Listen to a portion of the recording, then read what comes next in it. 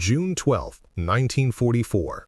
A narrow country lane near Villers-Bocage, Normandy. Lieutenant Sarah Bennett crouched behind the hedgerow, her hand gripping the radio handset so tight her knuckles had turned white.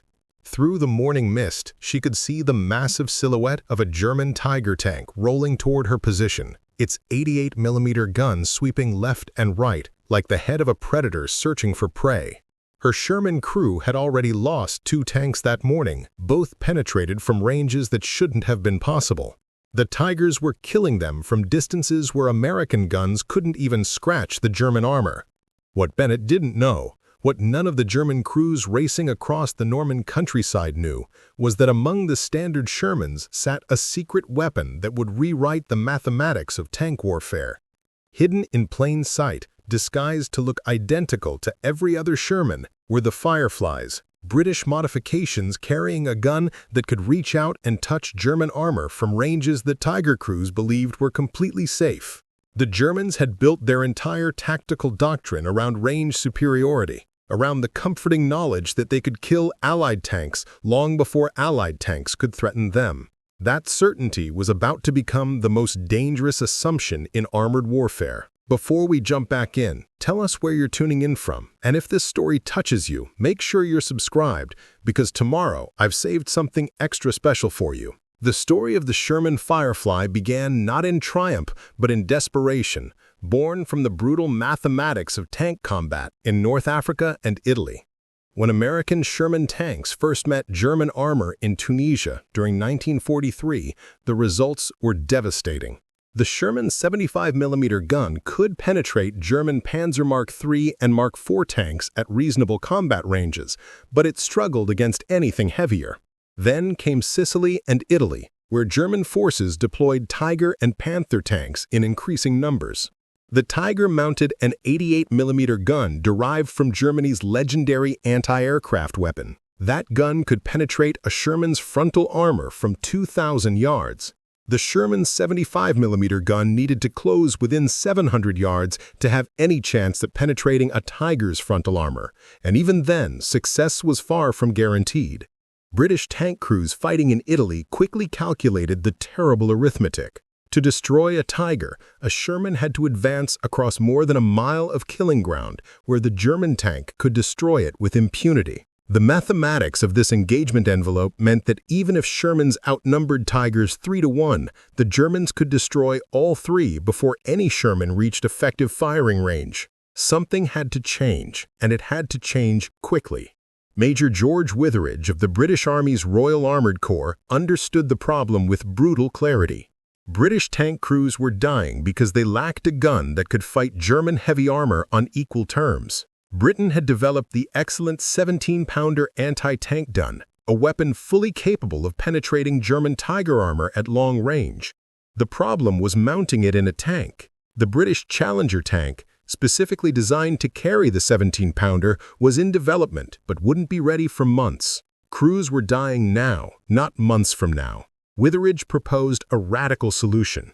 Instead of waiting for a new tank design, why not modify the existing Sherman? The Americans had already supplied thousands of Shermans to British forces under Lend-Lease. These tanks were reliable, mechanically sound, and available immediately. If British engineers could somehow fit the 17-pounder gun into the Sherman's turret, they could create a tank killer that looked exactly like a standard Sherman but carried a weapon capable of destroying any German tank at combat ranges. The idea seemed impossible to many engineers who examined it. The 17-pounder was a massive gun, far larger and heavier than the 75mm the Sherman was designed to carry. The recoil forces would be tremendous. The turret wasn't designed for such a weapon. The entire concept violated normal design principles. But Witheridge and a small team of engineers at the Ministry of Supply proceeded anyway, driven by the knowledge that every week of delay meant more British tank crews burning to death in inadequate vehicles. The engineering challenges were formidable. The 17-pounder gun was 10 feet long, far too long to fit inside the standard Sherman turret. The British engineers had to cut off the muzzle brake and modify the recoil mechanism just to make the gun physically fit. The breech mechanism had to be rotated 90 degrees to the right so the gun could recoil properly inside the limited turret space. This rotation meant the gun had to be loaded from the side, a completely unorthodox arrangement that required retraining every loader. The gun's size dominated the turret interior so completely that the crew had to be reduced from 5 men to 4, eliminating the assistant driver position. The radio operator now had to handle both radio duties and assist with ammunition handling. Even after all these modifications, the gun barely fit. When the gun elevated, the breech came dangerously close to the turret roof. When it traversed, it nearly struck the turret walls. The cramped conditions meant the crew had to develop completely new loading procedures. Traditional tank gunnery assumed the loader stood to the left rear of the gun. In the Firefly, the loader crouched to the right front, an awkward position that slowed the rate of fire significantly. Despite these compromises, the prototype worked. On firing trials in early 1944, the modified Sherman successfully fired the 17-pounder with acceptable accuracy. The recoil forces, while substantial, didn't damage the tank's structure. The modified turret drive could still rotate the heavy gun. Most importantly, the armor penetration figures were extraordinary. At 1,000 yards, the Firefly could penetrate 140 millimeters of armor. The Tiger's frontal armor was only 100 millimeters thick. The Firefly could kill a Tiger at ranges where the Tiger's crew believed themselves completely safe. Production began immediately at several British facilities. Workers stripped the 75mm guns from newly arrived American Shermans and installed the British 17-pounder. The conversion required extensive modification. The turret had to be extensively rebuilt internally. New ammunition racks had to be installed to hold the much larger 17-pounder rounds. The gun mantlet had to be redesigned. The recoil system had to be modified. Each conversion took approximately 2 weeks of intensive work. The British recognized immediately that secrecy would enhance the Firefly's effectiveness. If German tank crews didn't know certain Shermans carried the deadly 17-pounder, they would treat all Shermans the same way, engaging them at ranges they believed safe. To preserve this advantage, several security measures were implemented. Fireflies were never photographed separately or identified in official documents as anything other than standard Shermans. Their external appearance was kept as similar as possible to regular 75mm Shermans. The only visible difference was the longer gun barrel, but at combat ranges, this difference was difficult to spot, especially if the Firefly was positioned among other Shermans. British doctrine called for distributing Fireflies throughout regular Sherman units rather than concentrating them in special units. A typical British tank troop of 4 tanks included 3 standard 75mm Shermans and 1 Firefly. This distribution pattern served multiple purposes. The Firefly provided each troop with anti-tank capability against heavy German armor. The presence of 3 standard Shermans made it difficult for German tank crews to immediately identify which tank was the Firefly. If Germans did identify and destroy a Firefly, 3 other troops still had their tank-killing capability intact. Preparing and narrating this story took us a lot of time, so if you're enjoying it, subscribe to our channel. It means a lot to us. Now, back to the story. Training Firefly crews required addressing the weapon's unique characteristics. The side-loading arrangement was completely unfamiliar to British tank crews trained on conventional guns. Loaders had to practice the awkward movements required to grab rounds from the ammunition racks positioned around the turret and maneuver them into the breech from the right side. The gun's length created challenges for the gunner as well. Traversing the turret required careful coordination because the long barrel extended far beyond the turret front. In close terrain like Normandy hedgerows, the barrel could catch on trees, walls, or buildings if the gunner wasn't careful. The most important aspect of Firefly training involved teaching crews to exploit their range advantage. Standard Sherman doctrine emphasized closing with the enemy to ensure hits at shorter ranges, where the 75mm gun was most effective. Firefly doctrine was exactly opposite. Firefly crews were taught to engage German armor at maximal possible range, using their superior reach to destroy enemy tanks before those tanks could effectively return fire. This tactical shift required teaching gunners to estimate ranges accurately at distances beyond 1,000 yards. British training grounds installed range markers at various distances so Firefly gunners could practice long-range engagements. Crews learned to use terrain features to estimate distances. They practiced firing at stationary and moving targets at extended ranges. The training emphasized patience. A Firefly crew that revealed itself by firing prematurely gave away their position and their unique capability. Waiting for the perfect shot at maximum range was crucial. By June 1944, British armored units deploying for the Normandy invasion included approximately 340 Fireflies distributed among their Sherman squadrons. The American First Army, landing at Utah and Omaha beaches, had no Fireflies. American forces still relied on standard 75mm Shermans and a smaller number of 76mm Shermans, neither of which could match the Firefly's armor penetration at long range. This discrepancy would create tactical differences in how British and American units engaged German armor throughout the campaign. The German perspective on tank combat in Normandy was shaped by confidence bordering on arrogance. German tank crews, particularly those in Tiger and Panther units, had spent months in Russia learning that their range and armor advantages made them nearly invincible in open combat. Tiger crews knew that Russian T-34 and KV-1 tanks had to close within dangerous proximity to threaten them. The same was true against American Shermans in Italy. German tank doctrine emphasized exploiting this range advantage. Tigers were taught to engage enemy tanks at maximum range, destroying them before they could close to effective firing distance. This doctrine worked brilliantly when facing opponents with inferior guns. German crews had developed a comfortable tactical rhythm: spot enemy tanks at long range, engage and destroy them methodically from safe distances, withdraw before enemy infantry or artillery could bring coordinated fire. The system worked because German crews operated from a position of absolute technical superiority in gun range and armor protection. Lieutenant Sarah Bennett's introduction to the Sherman Firefly came 3 weeks before D-Day at a training area in southern England. She had commanded a standard Sherman for 8 months in Italy, where her crew had learned the terrifying helplessness of facing German Tigers with the 75mm gun. Her tank had been knocked out twice, both times by Tigers firing from ranges where Bennett couldn't even see the German tank clearly through her periscope. She had watched friends die in Shermans that brewed up instantly when 88mm rounds penetrated their thin armor. When her new tank arrived, marked only with standard tactical numbers, she initially thought it was just another 75mm Sherman. Then, she climbed into the turret and saw the massive breach of the 17-pounder dominating the interior space. The gunnery officer explained what this meant. Her tank could now kill Tigers at ranges exceeding 1,500 yards. She would no longer have to charge across killing grounds while German tanks destroyed her friends. The Firefly gave her the reach to fight German heavy armor on equal terms. But the officer emphasized one crucial point. The Germans didn't know about the Firefly's capability.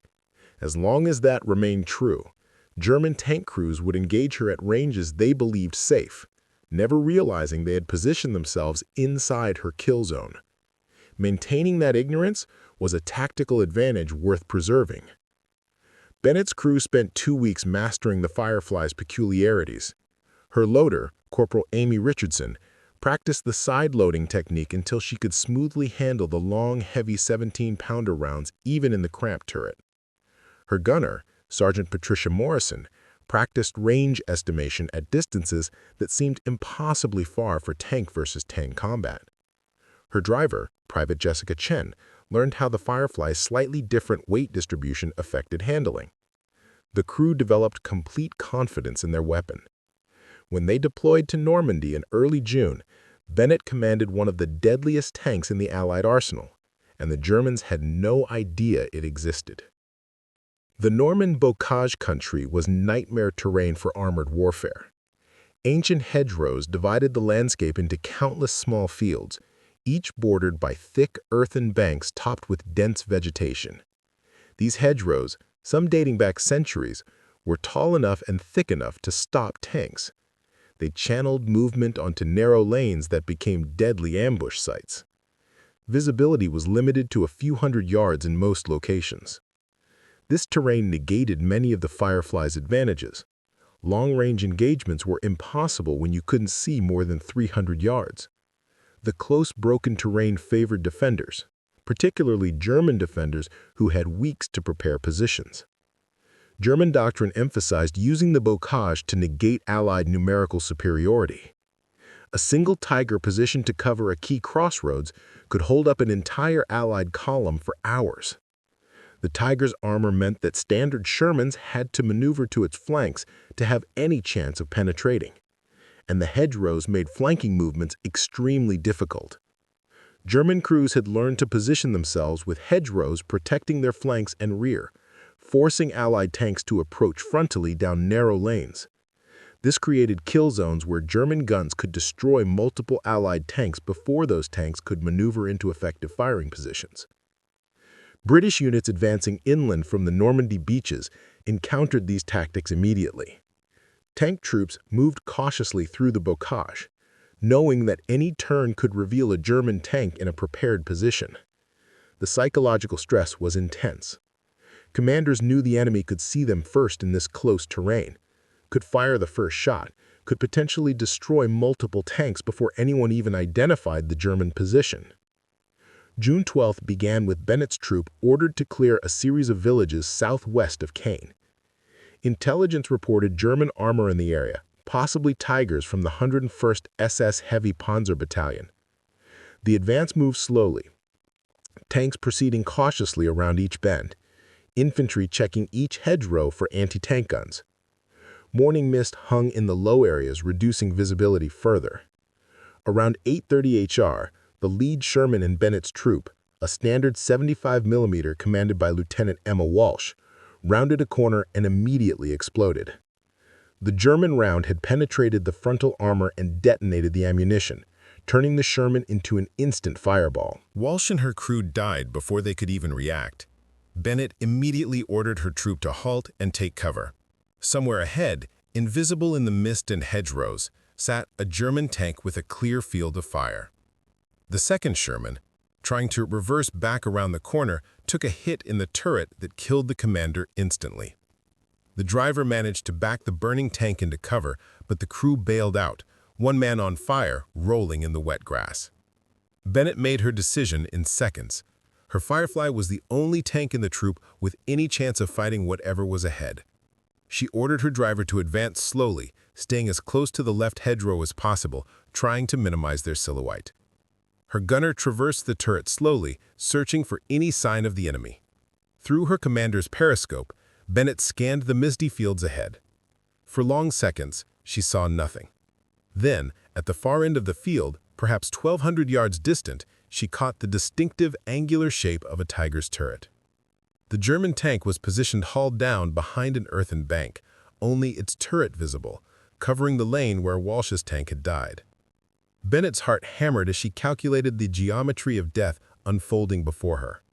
The Tiger crew believed they were invincible at this range, positioned perfectly to slaughter any Allied tanks that attempted to advance down the narrow lane. What they didn't know, what they couldn't possibly know, was that Bennett's Firefly could reach across those 1,200 yards and punch through their armor before they even realized they were in danger. She pressed her throat microphone and spoke calmly to her gunner, keeping her voice steady despite the adrenaline flooding her system. Morrison adjusted the gun elevation, her training taking over as she estimated range, windage, and the slight angle of the target.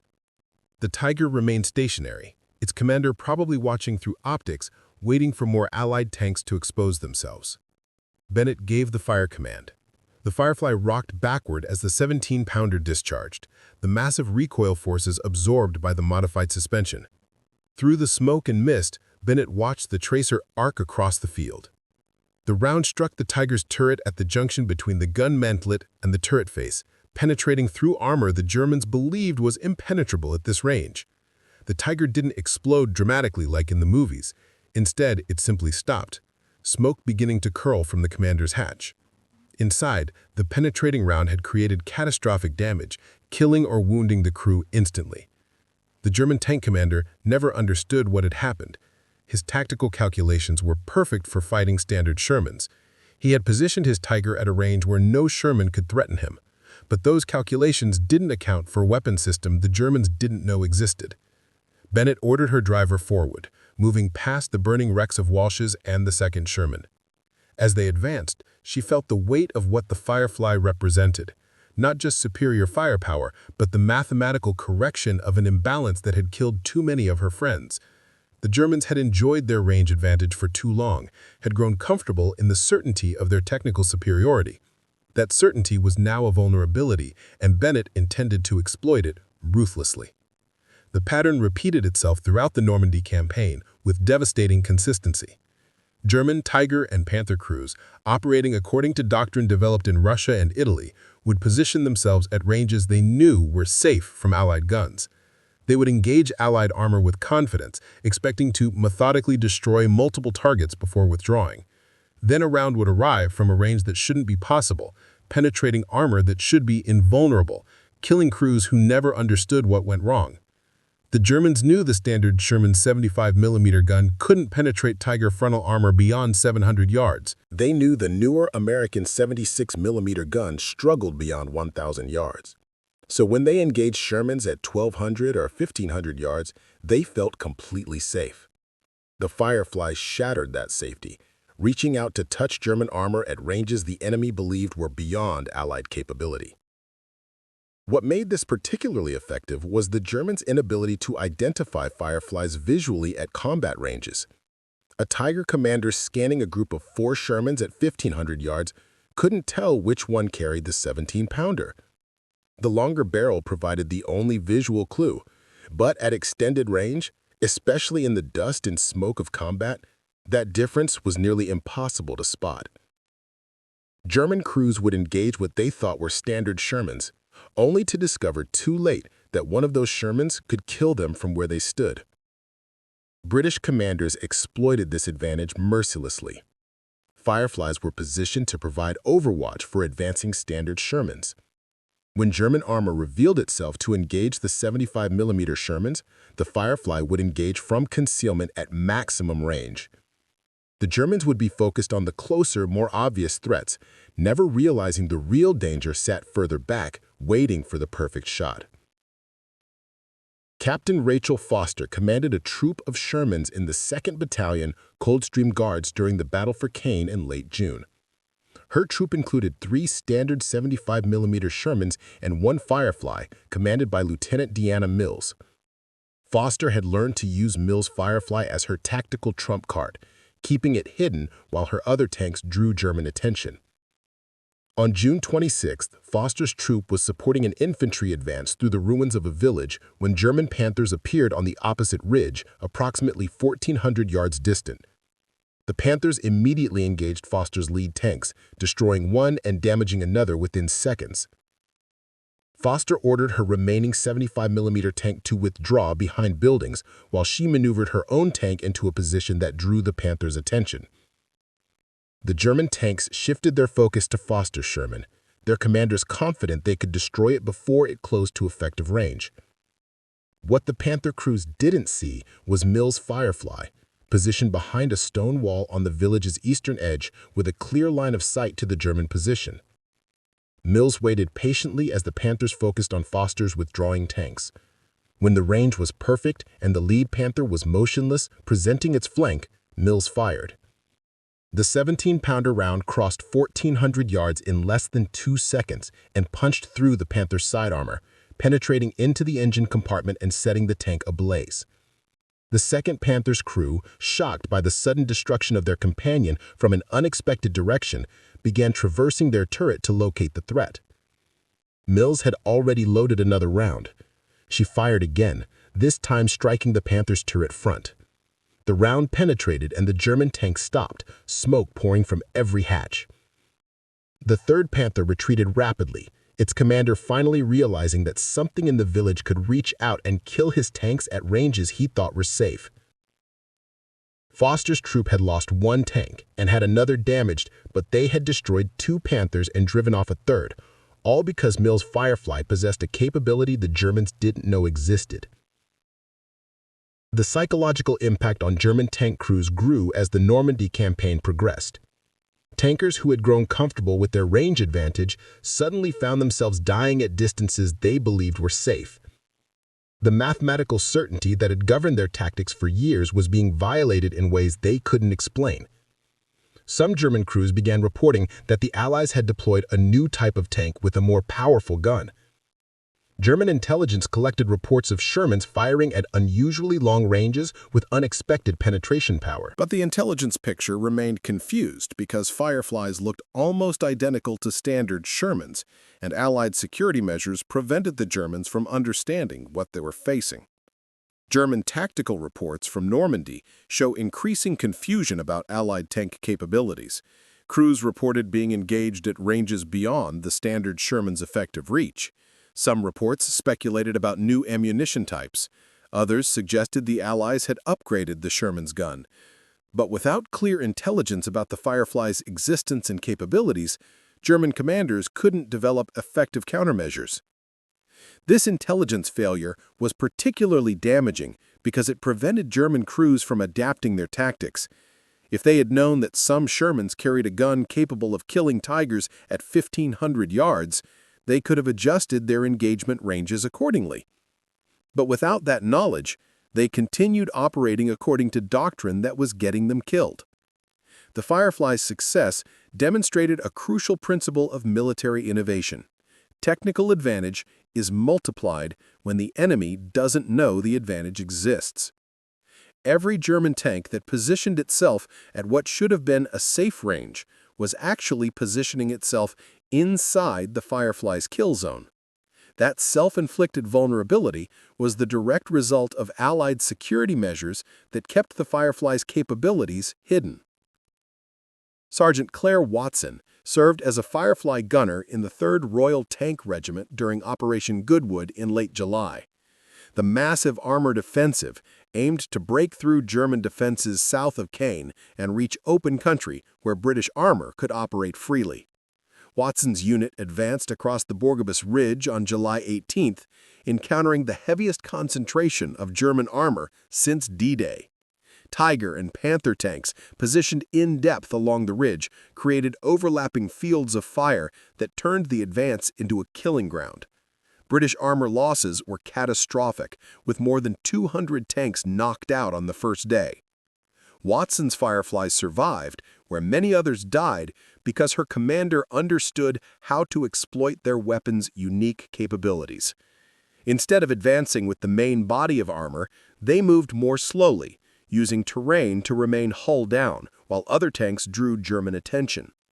When Tigers revealed themselves to engage the advancing British armor, Watson engaged from extended range, often before the German crews realized another threat existed.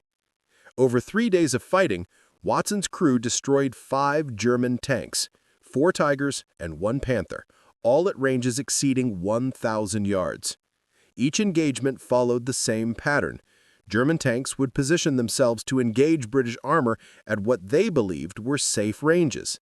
Watson would identify the threat, estimate range, and fire before the German crew realized they were being targeted. The Firefly's first-round hit probability at these ranges wasn't perfect. Sometimes Watson needed 2 or 3 shots to achieve a hit. But the German crews never got the chance to return effective fire because they were being engaged from beyond their expected threat range. The crew dynamics inside a Firefly were unlike any other tank. The cramped conditions and awkward loading arrangement required absolute coordination between gunner and loader.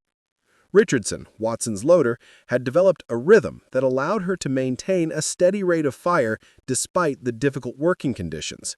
She would grab each massive 17-pounder round from the ammunition racks scattered around the turret, maneuver it through the tight space, and slam it home into the breach from the right side, all while the tank was potentially moving and the turret was traversing.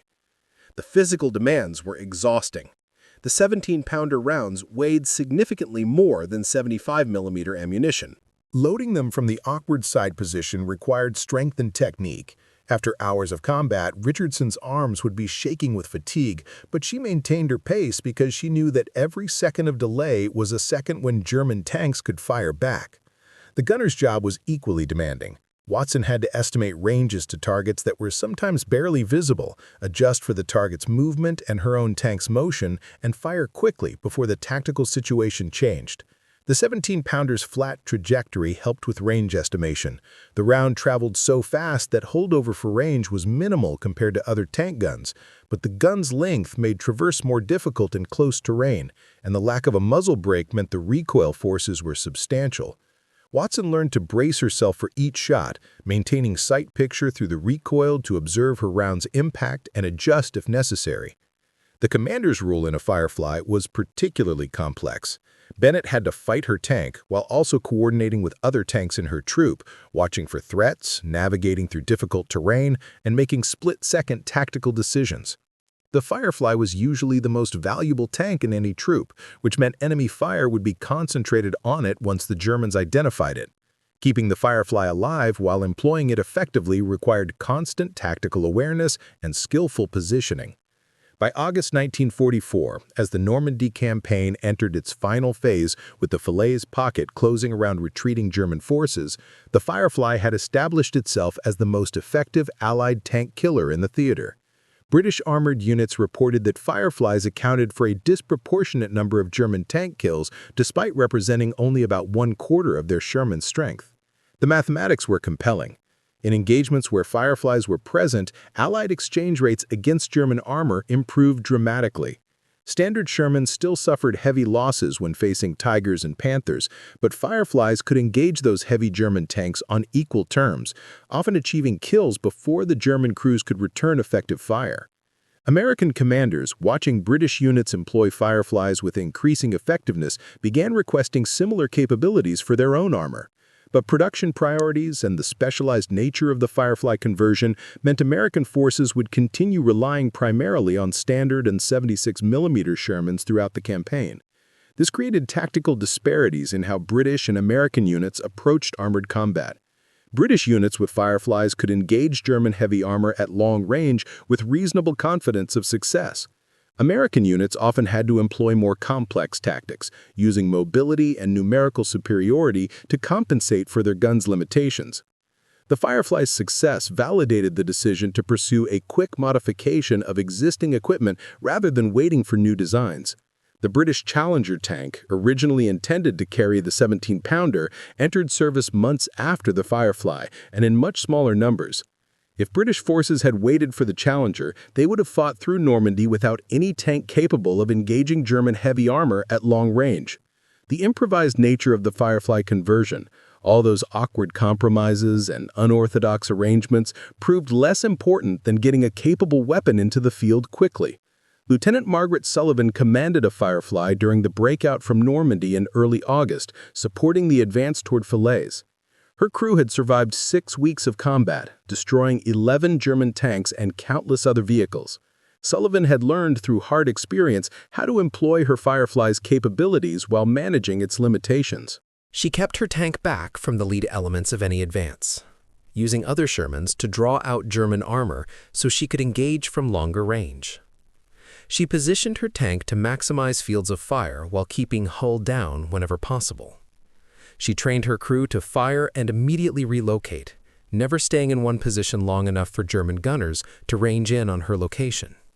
On August 8th, supporting Operation Totalize, Sullivan's troop advanced through the town of Caillouet when they encountered a defensive position anchored by 2 Tigers and a Panther.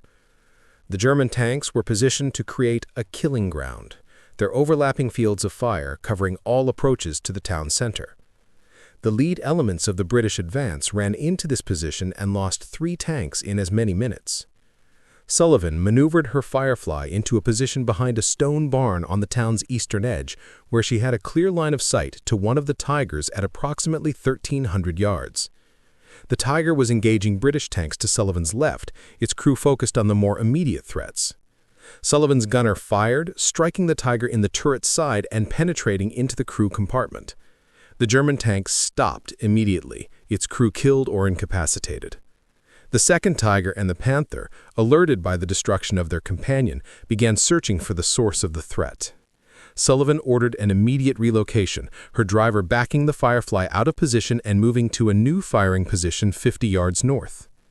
From this new position, Sullivan's crew engaged the Panther, firing 3 rounds before achieving a penetrating hit that disabled the German tank. The surviving Tiger, now alone and facing an unknown number of Allied tanks with apparent long-range capability, withdrew from the position. Sullivan's skillful employment of her Firefly's range advantage, combined with aggressive repositioning to prevent German crews from ranging her location, demonstrated how tactical expertise could multiply technical advantages. The end of the Normandy campaign in late August marked a transition point in the Firefly's operational history. The breakout into more open terrain meant Fireflies could finally exploit their full range advantage in ways the Bocage had prevented. As Allied forces pursued retreating Germans across northern France and into Belgium, Firefly crews found themselves engaging enemy armor at distances that showcased their weapons' true capabilities. In the flat fields of northern France, engagements at 1,500 to 2,000 yards became routine. German armor attempting to establish defensive positions or cover retreating forces found itself vulnerable to Firefly fire at ranges where return fire was ineffective. The tactical advantage was overwhelming. British armored units could advance with confidence, knowing their Fireflies could engage any German tank they encountered before that tank could threaten the main body of Allied armor. The psychological impact on German tank crews intensified during the retreat. Already demoralized by the Normandy defeat, German tankers now faced an enemy who could kill them at ranges they thought were safe, from weapons they couldn't identify visually, using tactics they didn't fully understand. German intelligence had finally begun to piece together information about the Firefly, but by late summer 1944, this knowledge came too late to influence tactical doctrine or crew training. The few German tank units still combat effective had learned through bitter experience that some Allied Shermans possessed unexpected range and penetration, but formal doctrine and training materials didn't catch up with battlefield reality until the war's final months. Bennett's crew survived the Normandy campaign and continued fighting through Belgium and into Germany itself. By March 1945, they had served together for nearly a year, an extraordinary length of time for a tank crew in sustained combat. They had destroyed 23 German tanks, the highest kill count in their battalion. Every one of those kills was achieved at ranges exceeding 1,000 yards, testament to Bennett's disciplined employment of her Firefly's capabilities. She never allowed her crew to be drawn into close-range engagements, where the Firefly's advantages were minimized. She always sought the long shot, the patient wait for the perfect geometry of target range and position. Her philosophy was simple but effective. The Germans had spent years developing tactics based on their range advantage. The Firefly gave her an equal advantage. Exploiting it fully meant fighting at distances where her gun was effective and German return fire wasn't. This required patience, discipline, and nerve. Watching German tanks operate at ranges where they felt safe, waiting for the perfect moment to shatter that safety with a single well-aimed shot. Richardson, her loader, had developed such proficiency with the awkward side-loading technique that she could maintain a rate of fire approaching 1 round every 8 seconds under ideal conditions. Morrison, her gunner, had achieved first-round hit rates exceeding 70% at ranges beyond 1,000 yards, extraordinary accuracy given the challenges of long-range tank gunnery. Chen, her driver, had learned to position the tank with such skill that Bennett could maintain overwatch positions for extended periods without being spotted by German observers. The crew had become a perfectly coordinated team, each member understanding instinctively what the others needed, working together with the kind of efficiency that only comes from shared combat experience and absolute trust. The Sherman Firefly remained in British service through the war's end and beyond, continuing to serve in various armies for years after 1945. Approximately 2,100 Fireflies were produced during the war, a small fraction of total Sherman production, but enough to provide British armored units with the tank-killing capability they desperately needed. The Firefly's combat record spoke for itself. British armored units equipped with Fireflies achieved dramatically better exchange rates against German armor compared to units relying solely on standard Shermans. The exact statistics are difficult to determine with precision, but historical analysis suggests Fireflies accounted for a disproportionate number of German heavy tank kills relative to their numbers. More importantly, the Fireflies' presence changed the tactical calculus for both sides. German tank crews could no longer assume they were safe at long range when facing Allied armor. British tank crews no longer had to accept that facing German heavy tanks meant charging across killing grounds where they would be destroyed before reaching effective firing range. The technical solution was imperfect. The Firefly was cramped, awkward to load, difficult to work in, and far from ideal from an engineering perspective. But it worked. And in warfare, solutions that work immediately are infinitely more valuable than perfect solutions that arrive too late. The legacy of the Sherman Firefly extends beyond its kill count or technical specifications. It demonstrated that improvisation and rapid adaptation could overcome technical disadvantages, even against a technically sophisticated enemy. The British didn't wait for the perfect tank design. They modified what they had available, accepted significant compromises, and fielded a weapon system that addressed their most critical tactical problem. That pragmatic approach, prioritizing immediate battlefield effectiveness over engineering elegance, saved countless lives and changed the mathematics of armored combat in the war's final year. Up next, you've got two more standout stories right on your screen. If this one hit the mark, you won't want to pass these up. Just click and check them out. And don't forget to subscribe and turn on the notification bell so you don't miss any upload from us.